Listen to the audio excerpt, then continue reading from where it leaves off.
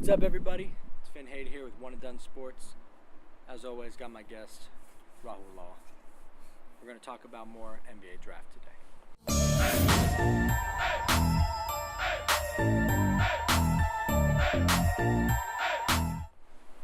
So, here's the question I'm going to ask you. Who's your biggest bust? And after we answer that, we're going to go with who's going to be the biggest surprise. But first, who's going to be the biggest bust of this draft, do you think? I really think that someone like R.J. Hunter is somebody to keep in mind that when it comes to biggest bust. I really don't like a lot about him. He's supposed to be a top 20 pick in this year's draft, but yeah, he's a tweener. He's undersized for a shooting guard, but he's oversized for a point guard. He's got great length, don't get me wrong, but that length, it doesn't really help defensively. He had a good steal rate, but he also played in a system at Georgia State that really had him in the zone, and you can't transition well from a zone defense at Georgia State in the Sun Belt Conference to a man system in the NBA. How many NBA teams are out there playing zone? None. So it's just a really tough transition. Aside from that, his major asset that he can bring to an NBA team is his shooting ability. But even with his shooting ability, he only shot 35% from three. He actually regressed a little bit as far as his shooting went this season. And he had some great moments. He got his team to the tournament. He had a great tournament performance.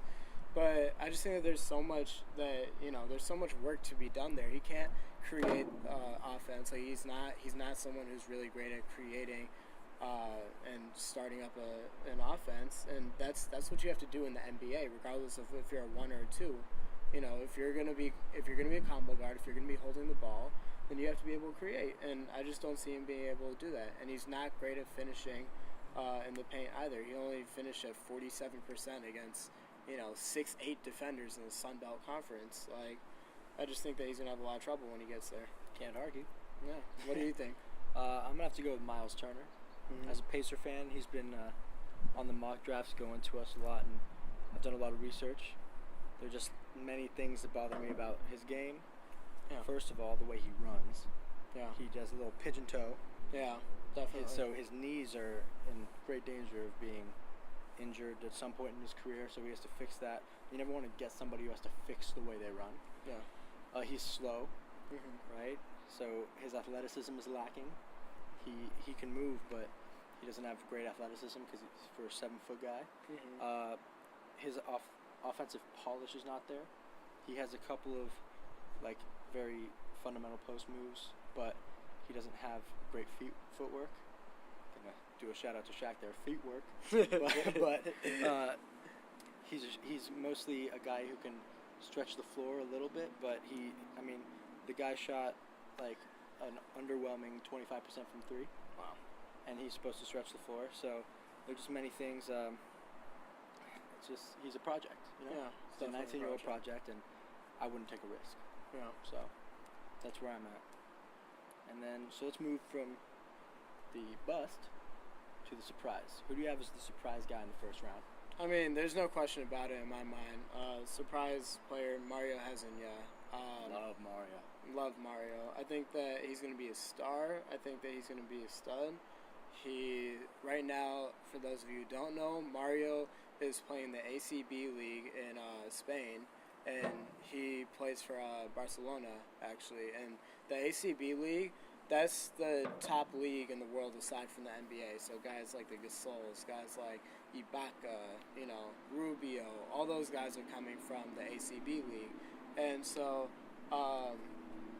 he's playing against men. He's not playing against guys who are 1 year removed from high school. That's big. He's playing against guys who are 25, 30 years old, guys who could have been in the NBA but turned it down, guys who play years in the NBA and are still there.